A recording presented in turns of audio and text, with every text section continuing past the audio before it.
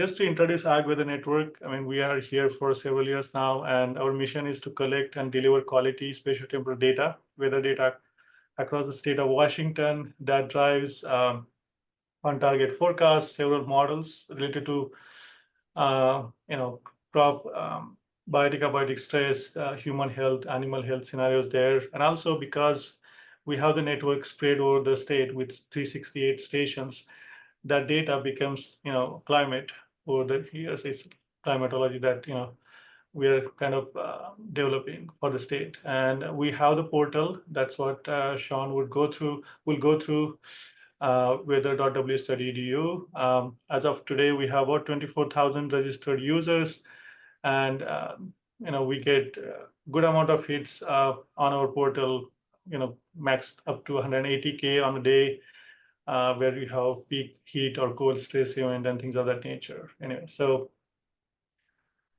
I would quickly ask our team to introduce, just so you connect name and face together there. I'll start with myself. I'm Lokhoth. I'm the director for AgWeather Network for last 2.5 years now. And I'm with WSU for about 10 years. And I do precision agriculture and now managing the network. So I'll call on Sean to do a quick introduction. Hello, Sean Hill, AgWeatherNet system analyst / developer. Joined the program 2011. See a lot of familiar names. Hello. Thank you, Sean. John? Hi, I'm John Konizak. I'm a field meteorologist based in Mount Vernon. I've been doing meteorological measurements for a bit over a decade now. Okay, thank you, John. Nathan?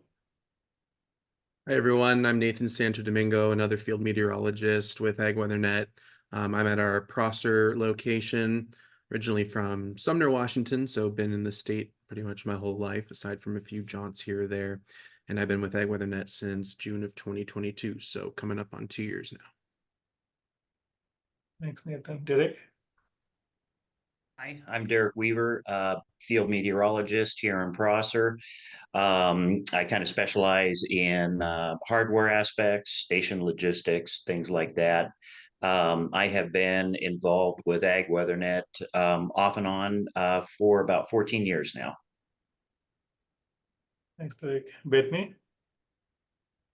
Hi, everyone. I'm Bethany Safe. I'm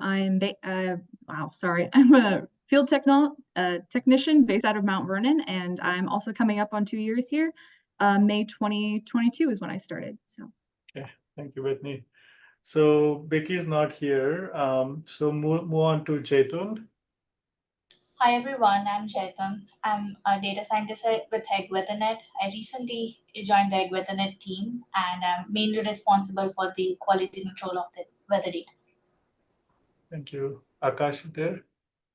Hey, I'm Akash Shrestha. I'm working on AgWeatherNet from 2023 October, and I'm working on revamping the web portal for better visualization and user experience. Thanks, Akash. And Basuraj is there. Yeah. Hello, everyone. My name is Basavaraj, and I'm a postdoctoral researcher here working on station-specific weather forecasting, and also potentially having the graded weather forecasts for AgWeatherNet, and specifically including like the inversion forecasting for the towers that we have in Washington State. Thank you. Thank you, Basuraj. So with that, I think I will let Sean take over the control and start with the first segment of this one. Let me stop sharing the screen. Sean, you ready? Okay. And as Sean goes through this, or Nathan, if you have any question, please put in Q&A. If we couldn't answer in real time, we'll try to do this. Great. Yeah. So I'm unmuted and everybody can see my screen, I think. I'm going to assume, unless somebody says otherwise, that everybody knows how to register and log into our website. As mentioned, weather.wsu.edu. And I've got several tabs that we're just going to work through each of them to take a look. but I'm going to start with the menu on the left-hand side here. We've spent quite a bit of time trying to simplify and organize our menu options, and you'll notice that the home page is just this one we're looking at here, but each of these menu items may or may not have additional items underneath them. So you can go through and click to expand and find the various tools that you're going to be looking for. Models in particular is pretty heavy with lots of options. So we've tried to organize them in a fashion that makes sense based on what type of model it might be. And so with that, this is our home page. We've added a interpolated map of the weather conditions, and that's what you'll default to as you come in. And you'll notice that there's a couple of drop-down lists here, so you can switch between these various maps at the time. So right now we're on air temperature, and you can see across the state the colors based on these values down here and get an idea of what each location or generalized area may be experiencing at the time. So if you were to switch through, perhaps you wanted to see today's total precipitation, you can go there. You can view the, say, relative humidity there. And of course, this is impacted by the distribution of stations. So in low density areas, we lose a little bit of accuracy, but in higher density areas, we're going to have a pretty good idea of what's going on. Now, the map itself, I'm going to switch back to air temperature because I like that color green.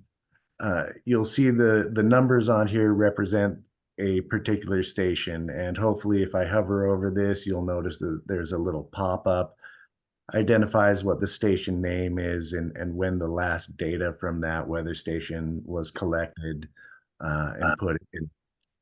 And you'll also notice that if you zoom in, there could be additional numbers appearing. You see how as you get in, you can see all of the stations that are there. So you can also use this option here to zoom to a particular station, and I'm just going to use my mouse wheel to zoom back out, and you can kind of see what's going on there, and to center the map and get back into a full view mode, there's just a button there. Notice on each side of the map is a scrolling arrow. So if I click on the right-hand side, it comes across and we are gathering the near real-time satellite images from National Weather Service and making those available here for you to view. And for any who like to fall back to the traditional map that we have had in the past, we also maintain that availability. This lock map button up here, once you're logged in, if you have a preferred view, such as these interpolated maps, you can click that lock and it'll be right there and get rid of these scroll options. If you'd ever like to change, you can just unlock that and those switch options are available. So with that introduction to the front page, we're just going to move through some of the options. Here, a lot of people I've noticed don't necessarily know how to get to their profile settings. So under the My AgWeatherNet option, you'll find profile settings. Right now I'm logged in as a user named Weather School. You'll also notice if you click right on My AWN, it defaults to that page. You can go here to change your password. You can update your contact information, do things like select what your preferred weather station might be. You see I have a set of stations selected already. Also, your options for email contacts are available right here. So if you'd like to opt out of any of the messages that we send.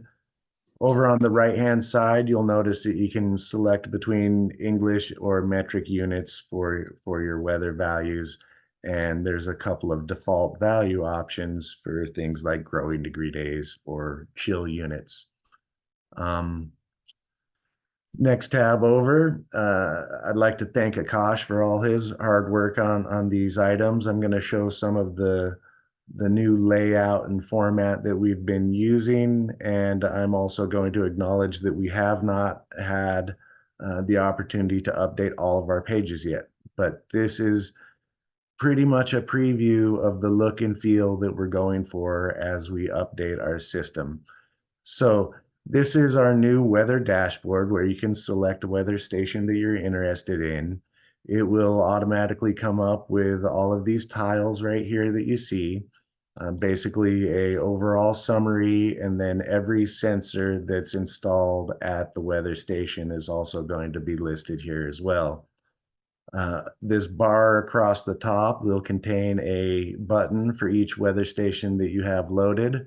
So you can see that I'm switching between these three weather stations, and the conditions are updated as we click through them. Some of the interesting information that you might find on here for any of our stations that are tower style stations and have the 9-meter air temperature available, then you can come in and see what the inversion information might be for that station.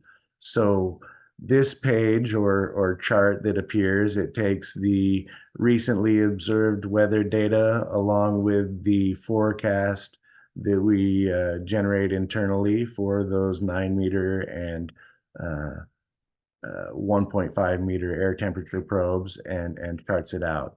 Let me show you one a little more interesting. Sunny side, I believe at the moment. Oh, let's go to Pullman. I think it has the best option. You'll see as the inversion changes through time, we've taken some really basic steps to give you an idea of when mixing of air may or may not be helpful. So this green highlight you see, mixing could help. The reason it's green is because the temperature at the surface is lower than 32 degrees, while the temperature up higher at 30 feet is higher than 32 degrees. So mixing could help. Whereas over here in the red, you would notice that the temperature at 30 feet is actually lower than the temperature at 6 feet. So that there's potential that it could make it worse. While as this yellow area tells you, again, mixing is not really advised. The temperature at the surface is above freezing, and beyond that, the temperature at 30 feet is below freezing. These charts can be exported for use in your documentation. I know there's all sorts of purposes for having these things documented over time. You may also find of interest that we have the air quality index on these tiles here. So you can see that the air quality in, I think we're still at Pullman, is good at the moment. And if you're interested in details about air quality, these are the various categories with a way to link out and get additional information. Looking at my time, I might be going kind of slow, so I'm going to speed up just a little bit. One of the key models that we produce on our site is the growing degree days calculation, and you'll see the kind of refresh view of the somewhat familiar interface we've had in the past. What we have here is the opportunity for you to select any of our weather stations, and if you don't know what weather station to select, you can choose a map, and it'll come up, and you can either enter a zip code and a radius, or you can, you can just zoom in and find a station that's good for you. So if I wanted to do that, I select the station and choose update stations. Beyond that, once you've selected your station, you can choose your base temperature for your degree days and any upper limit, as well as a period of time that you're interested in. Over here, we have a drop-down list where you could quickly select some of the common intervals that might be interesting to you. But in this particular view, we're doing just the full year, first of the year to the end of the year. For every station, it'll come up and show you both the minimum year, the maximum year, what the current year is, and then the imaginary average year, which we all know is really just a summation of the period of record for those stations. Our towers, I think, have started in about 2022, so we're building a record of those stations over time. With all of these charts, you'll notice that the details for the chart are right here. So the base temperature of 50 degrees is right there. But if I wanted a different temperature, say 43, I can just enter that and it'll update it automatically right there. One of the things I'd like to note is that each of these stations can have a different set of temperatures. So now you see when I switch between Richland and Sunnyside, one of them is with a base temperature 50, highlighted up here, whereas Sunnyside is at a base temperature of 43 right there. So that's one of the things we're curious if there's any feedback on that functionality. You can download the data for offline processing. This button here will grab the data for all of the stations that are selected, while this particular download button will give a single station's record. Likewise, we have a chilling hours calculator, and you'll notice this gap right here is because of the leap year, and we're still considering the best way. So this would be day of year 366, where there's no value for that station. Anyway, just some of the insight into the troubles that leap year might introduce. Happy February 29th. Likewise, similar controls across the top with the base temperature, start date, end date, and then to quickly select a common period of interest. Again, you can download these charts and save them or use them in your documentation. Moving in to a crop model that we've recently introduced, the AgAid, what do we call it, Grape HardyNet model from the AgAid Institute is now available online. I think maybe some of you have been familiar with the Ferguson, or what we're calling the WSU CHM model. Both of those are available on this chart. So again, you can select what season you're interested in, what cultivar you're interested in, and there are other models as well, cherry, blueberry, and similar control settings, but we're just going to look at this one. Download the data for offline processing. You can click on the show data if you wanted to actually see it, and then to remove a station.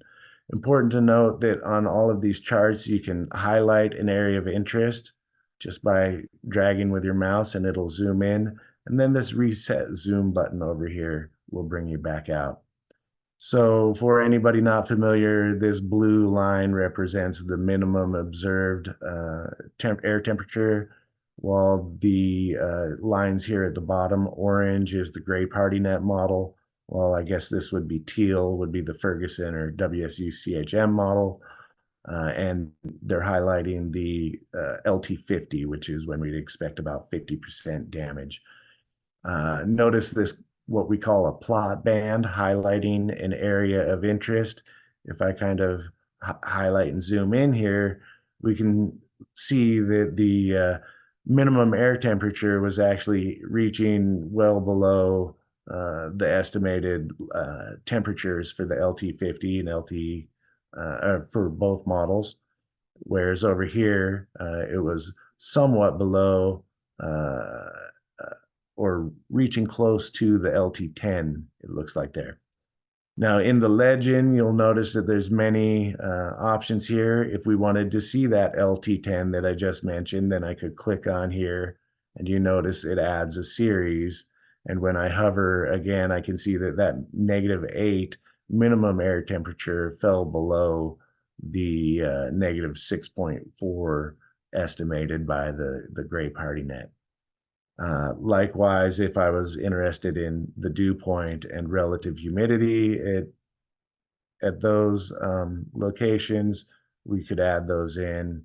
Where did dew point go? Well, it's in there somewhere. Oh, the struggles of live demos is my, oh, too many things open. Let's let that one go.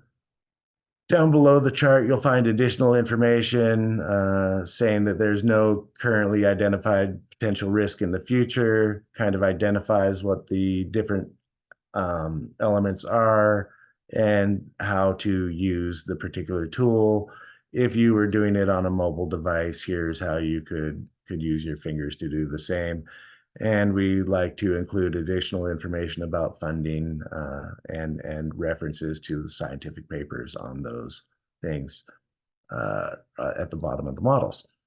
Air quality index is a sensor that we've been adding over the last, or air quality sensor is a sensor we've added over the last year or two. I think we have about 30 of them deployed, adding more of them throughout the year.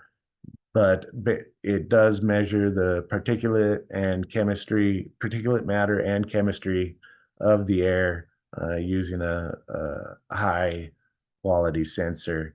So again, Mount Vernon is right here, good air quality. You can see the components that go into that calculation. Additional information about what each of those categories might be. And you can look at historical trends over time. We've had good air quality there. You can look in detail at the particulate matter. Again, you can zoom and reset your zoom. And then the chemistry of the air at those points in time. Just checking my time again. Another model we have that's recently been updated is a worker heat awareness model. This is due to the new Washington heat rule that's come out in collaboration with the PNASH Center. So again, similar interface for how you can select your various stations, and you'll have a tabbed sort of view. And what it does, this one is pretty straightforward. It's just the air temperature included with the forecast, and there are risk ranges as the temperature gets through these different colored bands. Additional resources for use by employers or growers to help decide how to support their workers in the field during heat stress situations. From there, moving on to a similar model or a similar layout of model, we have a cattle comfort index, which uses several variables to go and takes the 7-day forecast and plots it out against these various risk bands. If anybody's interested, you can choose either high or low susceptibility animals. So a high susceptibility animal would be newborn or something like that, while a low susceptibility would be fully grown. Additional information about what each of these risk bands might be, and if we have any sort of hot topic alert to let you know about, there's these additional resources available at the bottom. As always, we allow you to look at the entire period of record for the weather station. So this tab is just to highlight that we show the 15-minute values that have been through the near real-time quality assurance program. You can download that data for offline processing in your own tools. One of the things I wanted to mention about this page is that some people don't realize that you can sort. So I just clicked on this first column and it sorted the date range. So if I was particularly interested in the low temperature of a day, you could sort by, at the surface, you could sort by clicking the header that you're most interested, or the high temperature in that day, or in a particular date range as well. Some people ask, what is the second precipitation sensor? At our Sentinel or Mesonet style sites, which are the towers with multiple precipitation gauges for redundancy and accuracy. After we have a good record of weather data, we also offer climatology or climate views of these stations. So you may be able to go in here and compare the current season or the current year to historic averages and see whether we're in a warm year or a cool year. I'll highlight a particular area and zoom in, and each of these points is a day of the year, and the pink or reddish band is a normal high range, while the blue is a normal low range, and the green is kind of within that imaginary average or normal range. So this is for air temperature. We do similar for precipitation and for evapotranspiration as well. And again, just to highlight that you can turn on and off the various series of data just by clicking on the legend items there. Moving to the second to last of my tabs, I wanted to just kind of highlight that we do have this Tier 3 station program. And if you're interested in having your own weather station and want its data to flow through these tools that we have available on the website, we can come in, and these are the approved stations. I think our next meeting a month from today will be mainly focused on this Tier 3 program. Along with all of those models and tools, we do have an alert system. This is the next or one of the next areas where we're going to focus on redevelopment and redesigning of this. You can choose at this time many of the sensors or models that we have available to have them be sent to your email or text address as the thresholds that you identify are crossed. So that's one way to keep you as well informed as you can be. And I would just again like to highlight that we have this little survey available all times. I got to get my face out of the way just by coming up here and clicking on this feedback. And we encourage everybody to please provide whatever feedback you might have so that we can keep things moving in the right direction for everyone. And with that, I'll say thank you and ask my director if I missed anything I was supposed to touch on.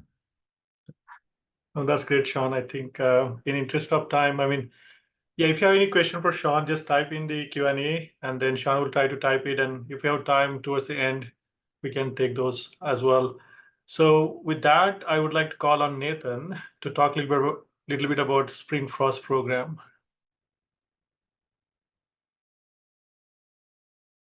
All right, can everyone hear me, see me, everything all good? See my screen all good? Yes. Perfect. Okay, so hi everyone.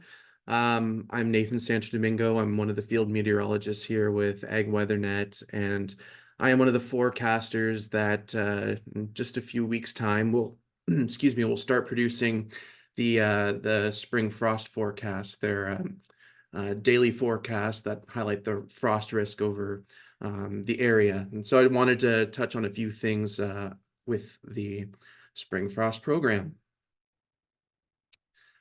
So AgWeatherNet started this in 2021. Clear West had been the longtime operator of a frost forecast service, but they had their two lead forecasters retire, and so they decided not to carry on with the operations. And so they did a transition with AgWeatherNet to get our forecasters up to speed in providing these outlooks.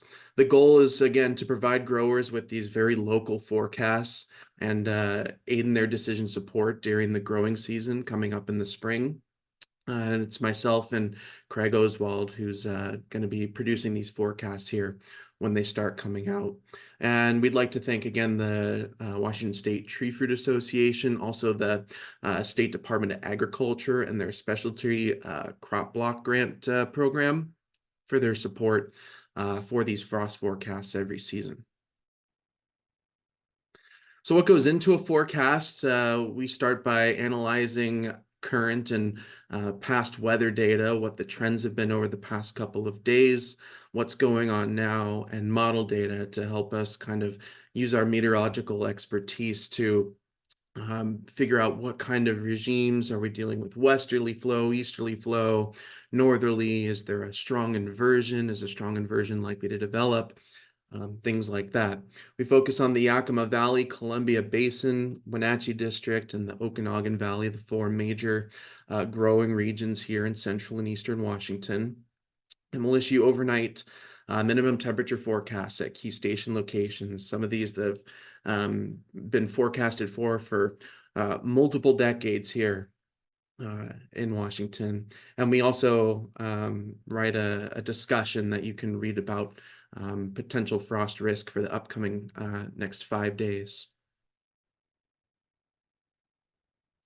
The whole idea stems from if you can find locations that are key locations and important locations where it might be a warm spot or a cold spot, and you forecast for these locations over and over, growers can kind of use this and their familiarity with certain temperature regimes to kind of use these stations to key in on what their particular orchard might experience.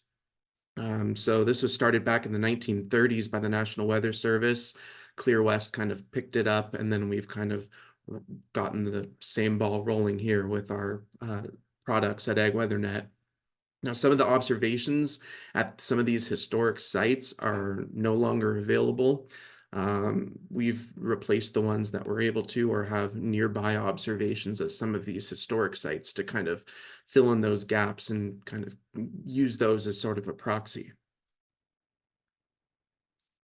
Frost formation, probably a lot of Weather 101 review for a lot of the people in here, but usually frost forms on a clear night with light surface winds.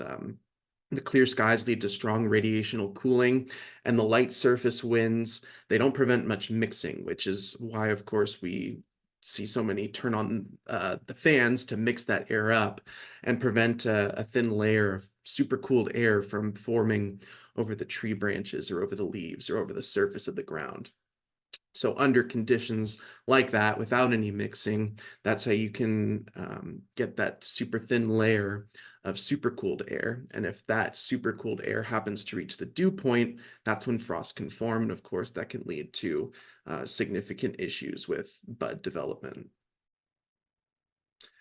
One thing that we really want to encourage for the upcoming frost season is for growers to submit their frost reports. This is a huge help, even if damage is not observed, but especially early in the season, there can be such disparity between bud stages from Kennewick to Natchez to, of course, the Omak and Tenasket area can be some of the last to have the buds emerge. So it really helps us early in the season if we have more growers submitting these reports, even if there's no damage observed. It's helpful to know if you happen to be in a cold spot or a warm spot, what the temperature was, if you have a sensor in your orchard. And if there, of course, was any damage, we'd like to know about that. None of this is going to be released to the public. It's all for internal use only. We might vaguely mention it that, hey, a grower up in Okanagan mentioned that their buds were starting to enter stage 4. So we think that, a few days from now, when the temperatures are getting into the upper 20s, there could be some cause for concern. We might mention that, but we're not going to give out any specific information. So just highlighting the web page here and getting you familiar with it. And I'll go ahead and put that QR code back up at the end of my presentation here if you wanted to get a snapshot of it. This is where that QR code will take you. Again, we kind of explain the premise behind the Frost program. But this is where you'll go. The main page of the Spring Frost program is where you'll go to submit any frost reports that you have to send us. So some of it will auto-populate your information here. We also have under this drop-down menu some information about bud stages, and you'll just go ahead, and if you have something to submit right now, we have apple and cherry here as the options, what stage your crop is at, any protection that you used, what kind of damage, if any, that you experienced. And again, if you didn't use protection and if there was no damage, that's just fine. But if you wanted to just give us a comment that say, hey, we're starting to see green tip or something like that today, that's very helpful to myself and Craig. In terms of the frost forecast that you'll be getting every day.